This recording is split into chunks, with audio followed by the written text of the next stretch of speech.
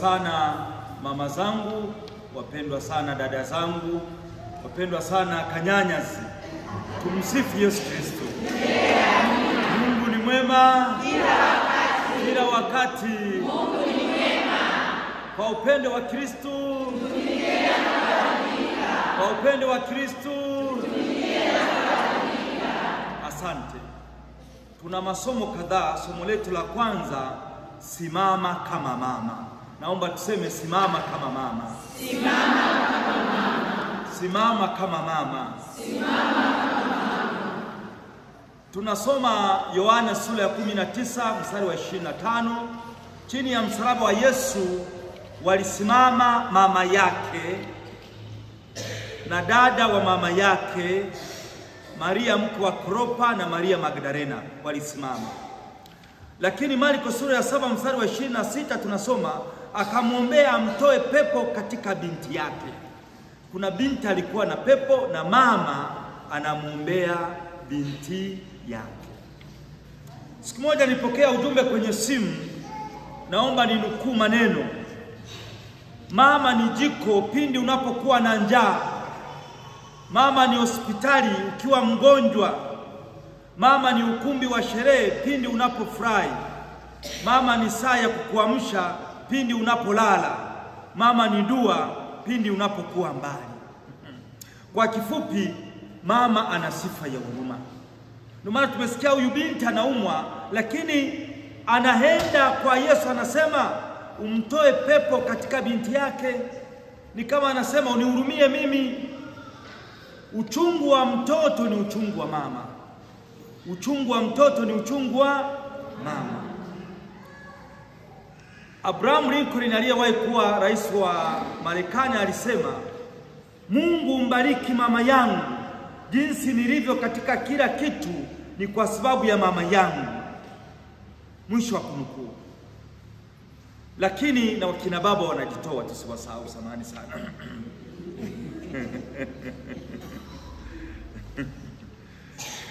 Kwa hiyo wakina mama mna jukumu kubwa. Tumesikia huyu mwanamke ambaye binti yake alikuwa na pepo mchafu, alimwomba Bwana wetu Yesu Kristo akisema, binti huyu umtoe pepo katika binti yangu. Na Yesu akasema kwanza watoto washibe, kwa maana si sawa kuwanyima watoto chakula na kuwatupia vijibwa. Na mama huyu akamwambia, na vijibwa vinakula makombo yanayodondoka katika meza ya Bwana. Na Bwana Yesu Kristo akasema, nimeiona imani katika mama huyu.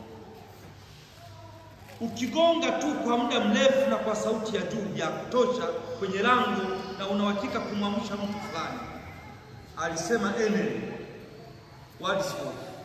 Kwa hiyo gangania kumtendea mtoto wako kama mama. Gangania kumtendea mtoto wako kama mama.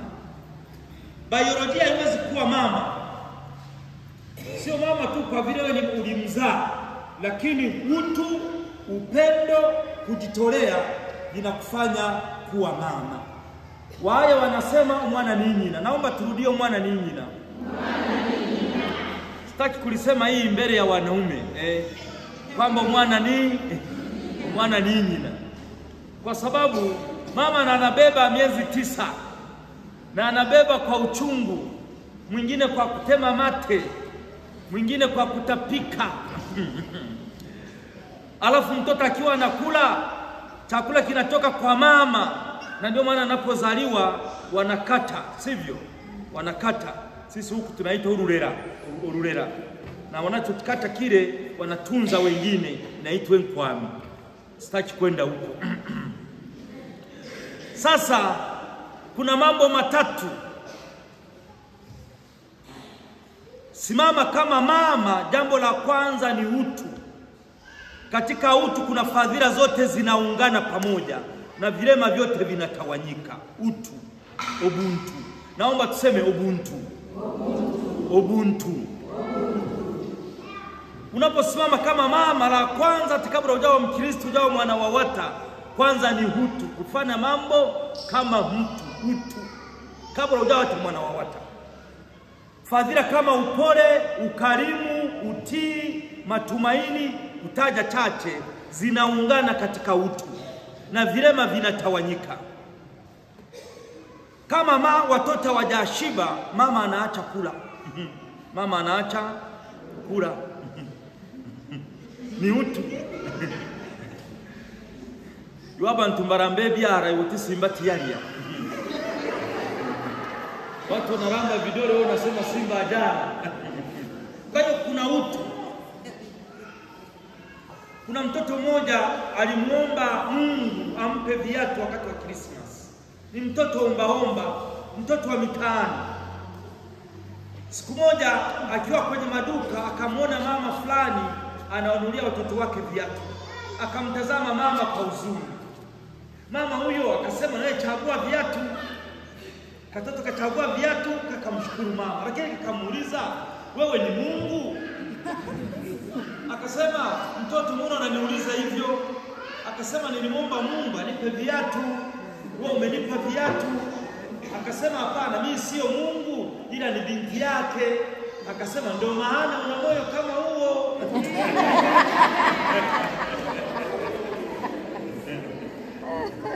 Mwambie jirani yako, wewe ni binti ya Mungu. Wewe ni binti ya Mungu.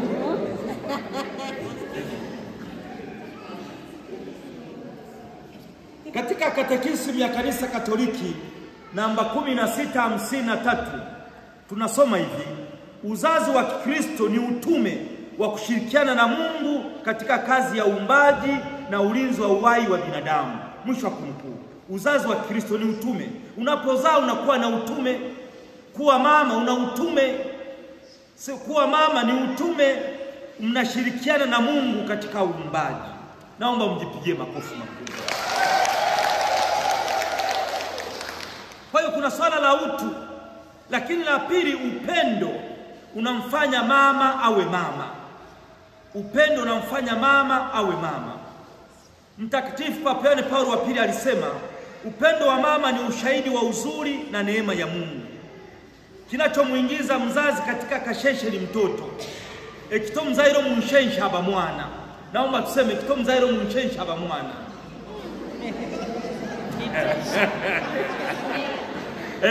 Umunshenshe ni kasheshe. Kinachomuingiza mzazi katika kasheshe ni mtoto. Ekito mzairo munshenshe aba mwana. Moyo wa mama ni wa ajabu, hauchoki kupenda. Papa Yohane Paulo wa pili katika kitabu chake Mulieris Dignitatem,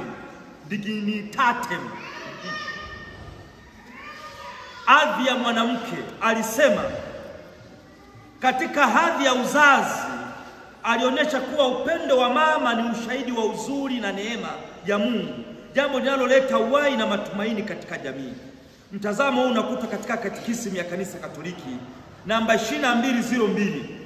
Familia ni jamii ambapo wanaume na wanawake wanaitwa kutoa zawadi yao wenyewe kwa ajili ya maisha na upendo. Zawadi unayotoa ni kujitoa wenyewe.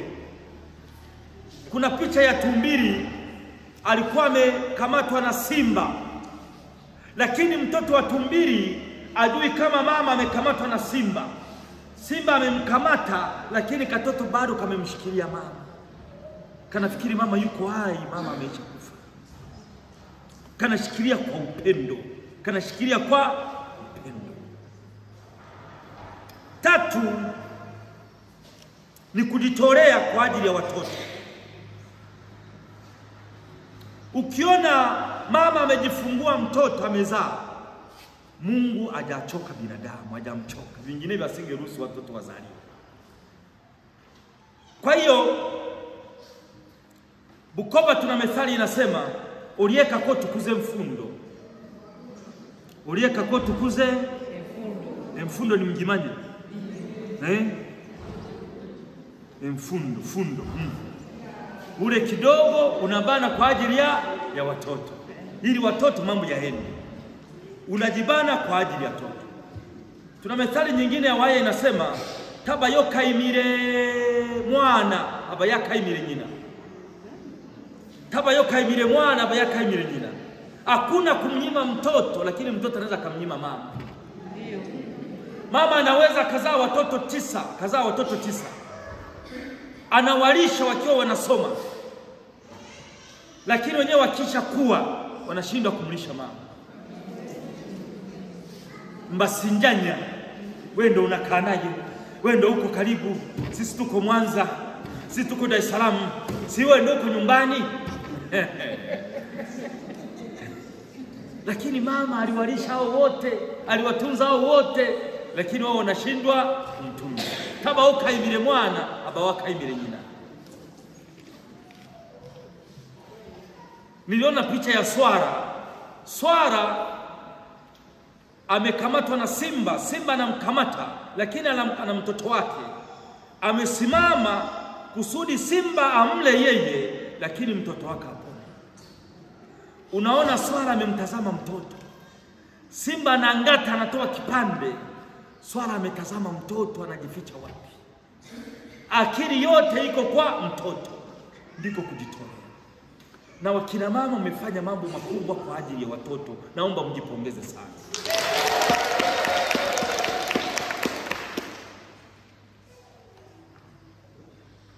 Unajua mtoto wa kike, msichana mdogo, anaweza asimwelewe mama yake. Inawezekana atakao na bifu na mama. Kama tuliyemsikia huyu mama anasema binti yangu ana pepo. Wewe ni pepo wa kutoelewana na mama. Yaani unafikia mara unaona binti yako huyu ana pepo. Yaani amuelewani, aambiliki, akusikii, abebeki. Unafika mara unasema huyu binti ana pepo.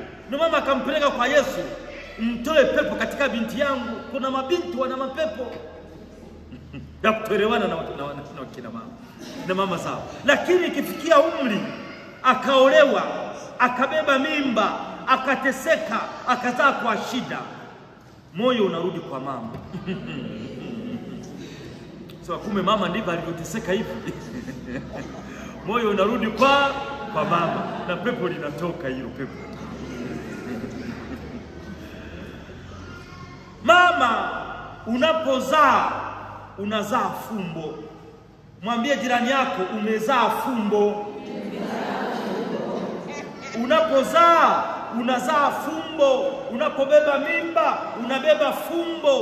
Unapojifungua unajifungua fumbo. Unapolea unalea fumbo. Kama ujui, naomba nikwambie hiyo. Mimi mama yangu Bi Onestina Kanule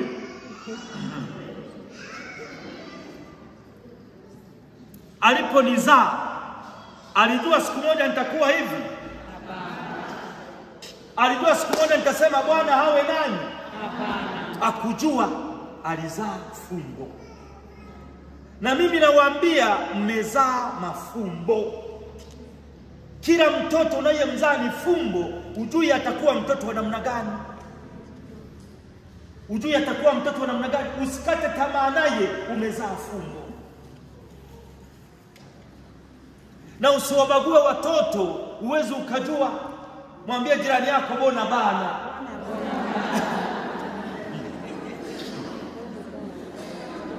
Kuna watu wanakudharau, kuna watu hawakuheshimu, lakini mimi naomba nikwambie umezaa fumbo.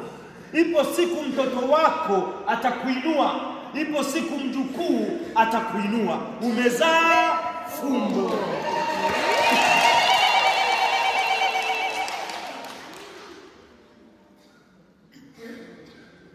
Kwa hiyo naomba zile barabara zinazoenda kwenu mzipanue. Emianda yona mjipanue mianda. Kwa sababu mlio wazaa, kama una gari wenda mtoto ataleta gari.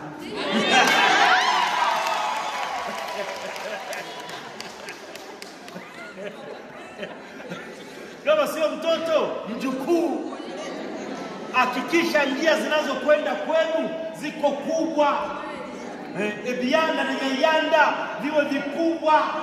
Mmezaa mafumbo wa kina mama.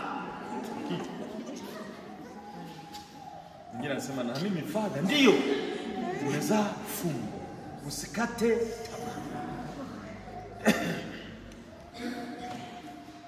tamaa. Kuna kijana mmoja alienda seminarini, anataka kuwa padri. Bahati mbaya baada ya miaka kadhaa wakamwambia upadri sio wito wako. Alikasirika sana. Alipata na stress, mfadhaiko. Baadaye akatafuta study fulani, akawa fundi seremala, akatafuta mwanamke mzuri akaoa. Mungu akamsaidia, akapata watoto wawili tu. Mmoja akafanya mtihani wa seminari akashinda, akafikiri watamfukuza kama walivyomfukuza yeye. Kina kaona naenda naweza form 6.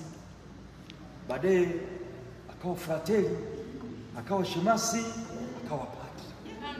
Kile Mungu alichomnyima baba akampatia mtoto wake, na mtoto si mwingine ni Mungu wake.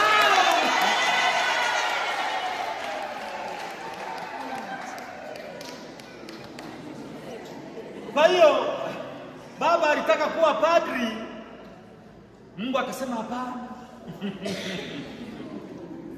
Akampatia mtoto wake. Baba angekuwa padri, mngenimisi leo.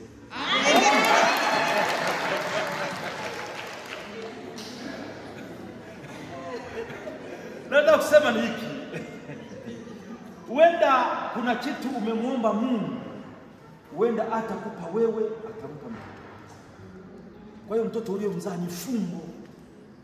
Ni fumbo. Kuna wimbo ambao unasema, Mary, did you know? Maria, ulijua? Ulijua kwamba mtoto uliyemzaa atatembea juu ya maji? Maria, ulijua? Ulijua kwamba mtoto uliyemzaa atafufua wafu? Maria, ulijua? Na mimi naweza nikakuuliza, nikumbushe jina lako. Consolata. Ulijua? Hapana. Kama Leo tukauliza, watoto wako Mungu atawabariki. Baada ya siku za mbele Mungu anaweza kuuliza, ulijua kwamba mtoto yule atakuwa hivi? Na mimi napenda niwaambie watoto mliowazaa amjui watakuwa namna gani. Mmezaa fumbo. Simama kama mama. Simama katika utu. Simama katika utu. Kabla hujao mwana wa wata unakuwa mtu mwenye utu. Sivyo? Kabla hujao Mkristo unakuwa mtu mwenye utu. Mambo ya kawaida ambayo yanafundishwa katika utu. Mengine hayafundishwa hata kanisani, yanafundishwa katika. Unaona utakuta wakina mama wengine wamevaa kanga zimeandikwa mtamaliza visigino kwa safari za Umbea.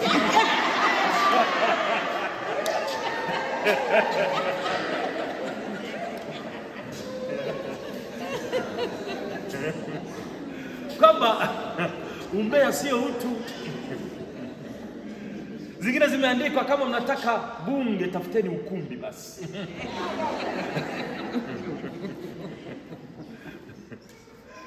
Kuwa mama katika kujitolea.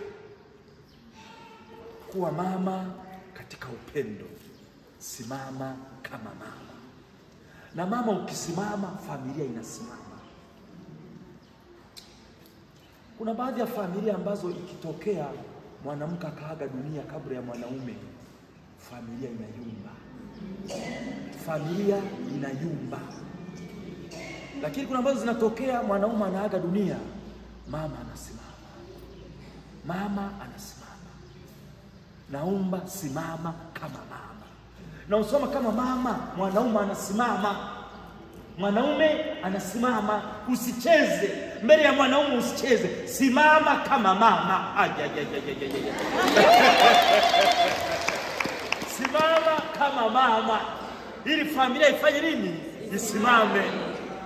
Simama kama mama. Ili familia ifanye nini? Isimame. Mwambie jirani yako, simama kama mama. Tumsifu Yesu Kristo.